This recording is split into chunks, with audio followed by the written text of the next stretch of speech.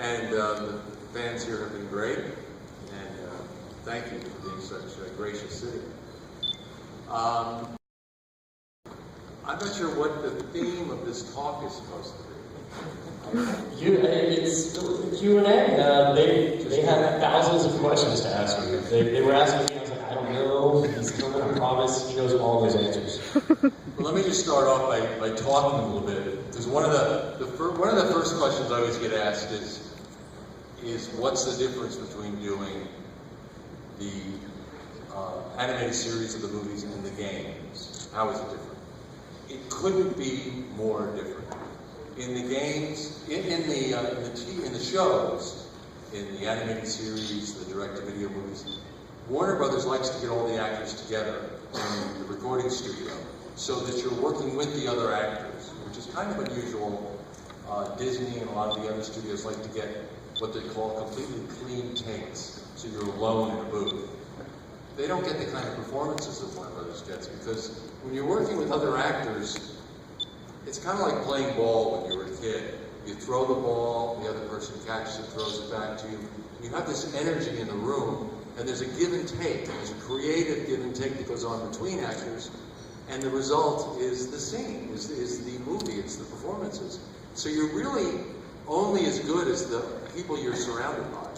The better they are, the better they make you. So when you're working in a vacuum, you're relying entirely on yourself. It's so much harder.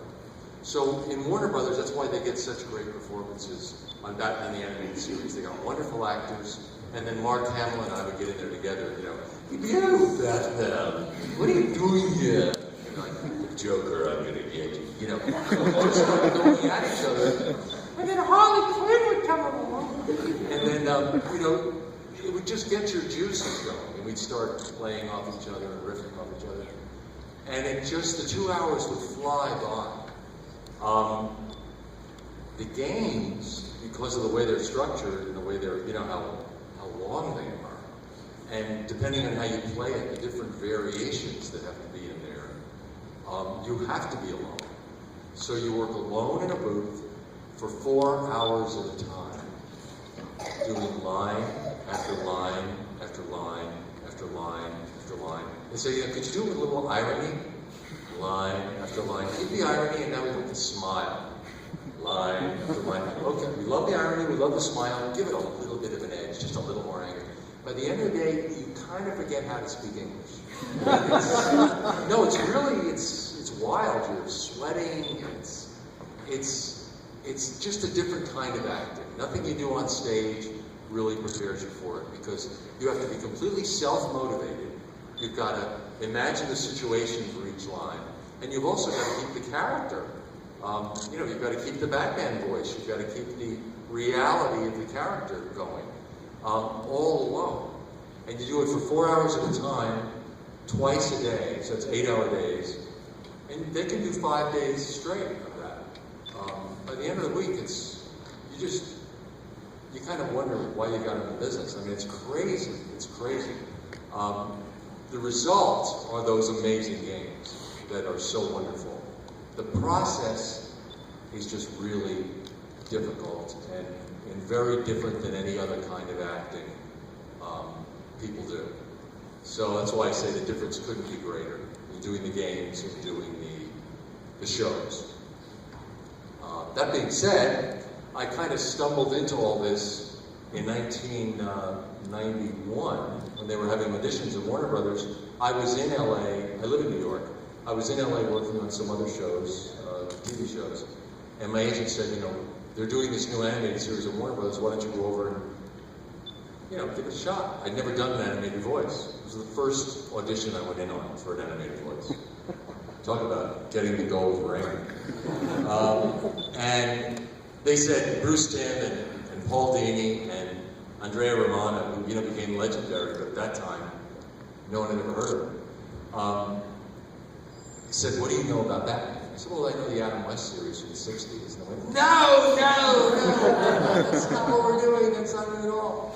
This is dark, this is noir, this is, childhood tragedy. His parents were brutally murdered in front of him. And, he's spending his life avenging their deaths, and he's, lives in a cave with a dual personality. I said, God, this guy sounds like Hamlet.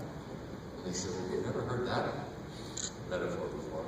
So I said, well, let me just use my imagination to come up with something. So I just put myself into what I imagine to be the most painful, deepest, darkest place I could go in my voice. And I came up with this sound. It just kind of came out. And I'd never done an animated voice before, so I'd never done like another voice. And they loved it. And they essentially hired me on the spot. So, and that was, 23 years ago. And then, we had no way of knowing it was going to become such a huge hit, or that they would evolve it into the Adventures of Batman and Robin, and then the Justice League, and then Batman Beyond. So it just kept growing and growing and growing, and now the games. So it's just been one generation after another of creativity, and each has been really a wonderful experience, and each has been unique in its own way. And I think the writers have been great on all of them.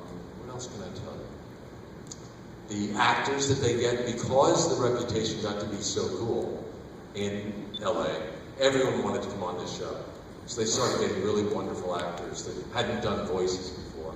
So the booking sessions got to be kind of known around town as a really cool booking to get.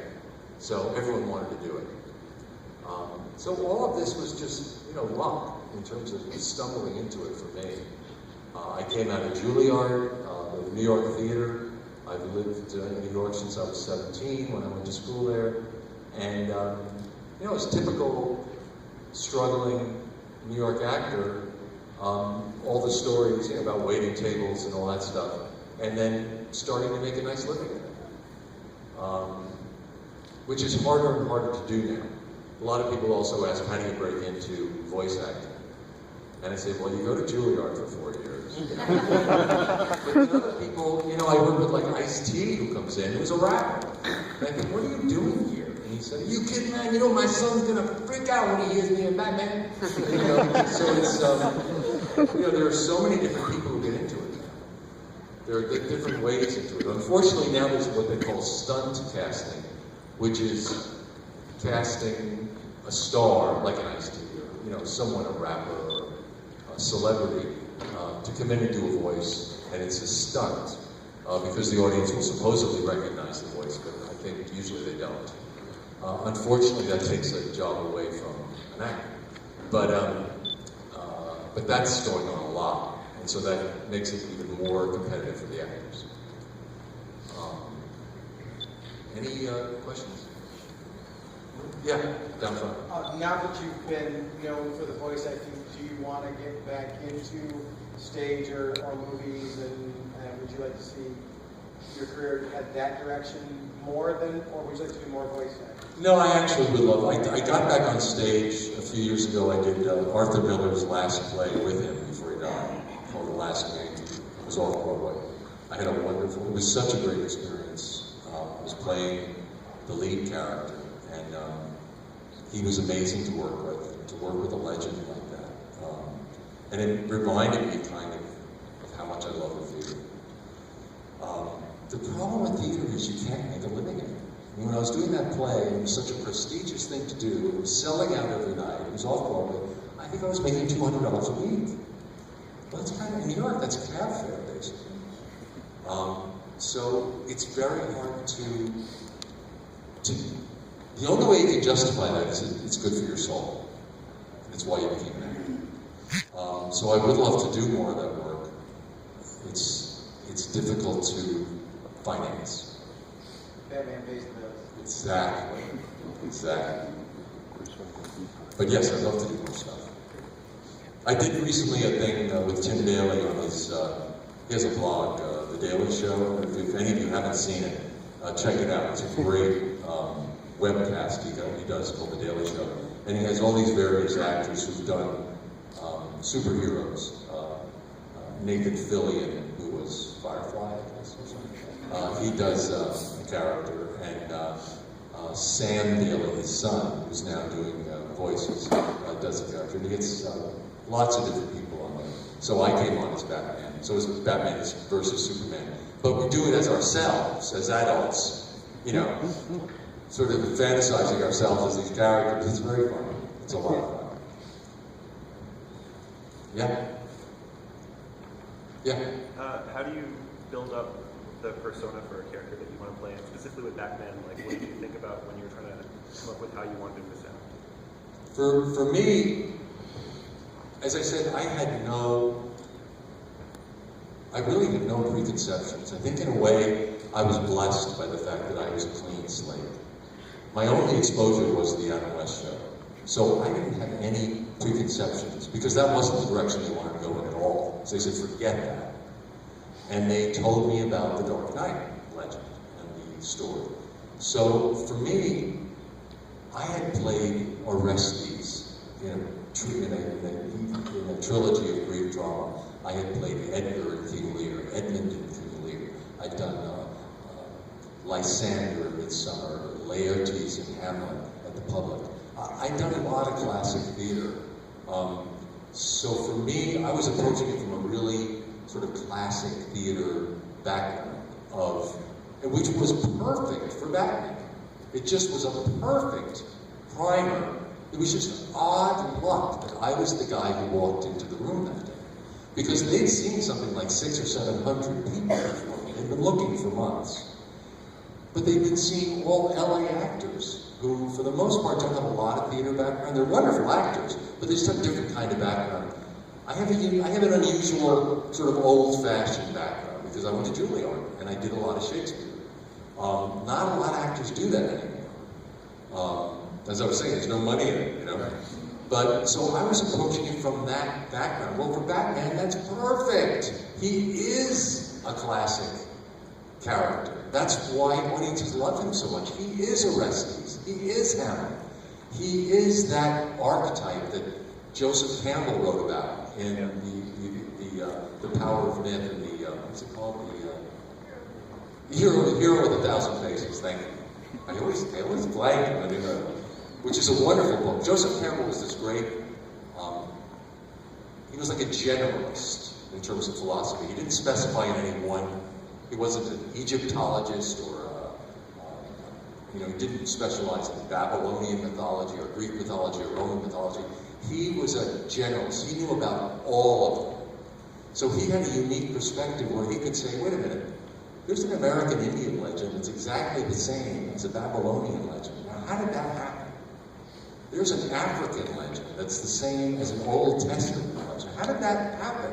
And he found these stories from all over the world, thousands of years apart, that were the exact same story.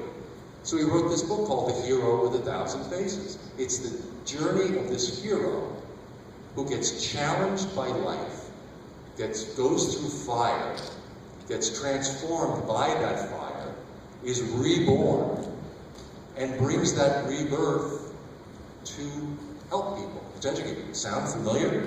It's Batman. It's so many heroes. It's Orestes. It's so many heroes through history. So for me to come at it from like a classic background, this story was perfect. Another thing interesting I think about Batman that a lot of people don't know is Bob Kane, when he was writing, lived in the Bronx. And his writing partner lived in the Bronx. This is like, I guess, in the 40s, 30s.